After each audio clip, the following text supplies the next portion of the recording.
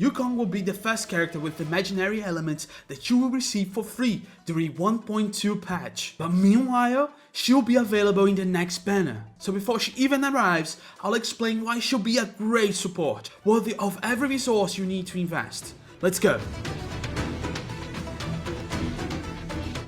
Yukong's skill is the center of her gameplay. Let's start with that. When Yukong uses Emboldened Salvo, 2 stacks of rolling bowstrings are granted.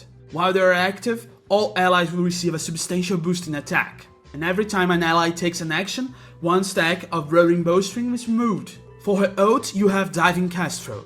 Once you use the ult and there is 2 stacks of rolling bowstrings, all your allies receive a huge burst in crit rate, crit damage, and also causes a huge imaginary damage to a single target. For her technique, we have Chasing the Wind.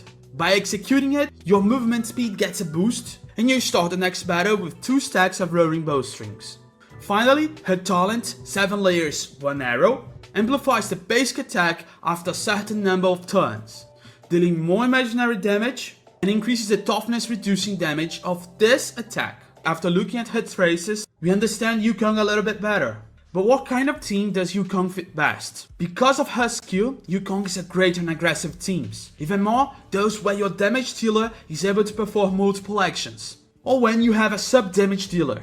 This way you can consume the maximum potential of rolling bowstrings. Some good examples are compositions with the Hunt characters. Due to their resets, they are able to use all of the buff stacks. Another possible composition is with sub-damage dealers, like Silver Wolf or Welt, where they can also benefit and consume the 2nd stack of rolling bowstring. The only damage dealer that you can clearly avoid is Clara. Her main source of damage is her counterattacks. She can hardly have the correct timing of when to consume her stacks, and why you must build Yukong. First, she's imaginary element. Although we can overcomplicate the analysis of Honkai Star Rail, one of the simplest mechanics is that of elements. It is pretty simple. A square object goes into a square hole. Have an element and use it against a boss with the same weakness. Having a good coverage of elements is essential.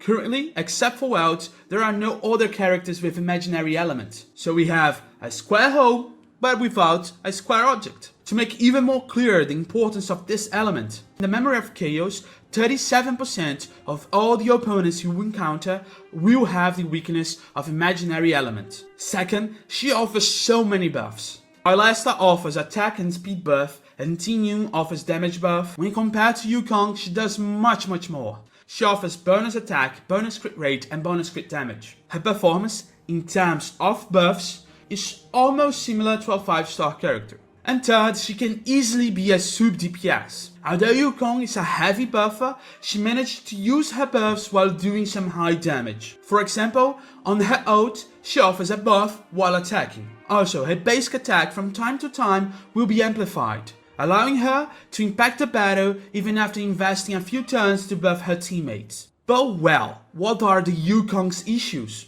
Why you shouldn't build her? I can think of 2 reasons. First, you have to do some speed turning. She needs to act before your damage dealers in order to get the most out of her buffs. And second, like most Harmony characters, she'll be fragile. Even more if she acts as a sub-damage dealer and doesn't build defense or HP. That's it guys, and if you're excited about Yukong and Watch's arrival, don't forget to leave a like and a subscribe because soon I'll release guides for both of them. Thank you very much and see you next time.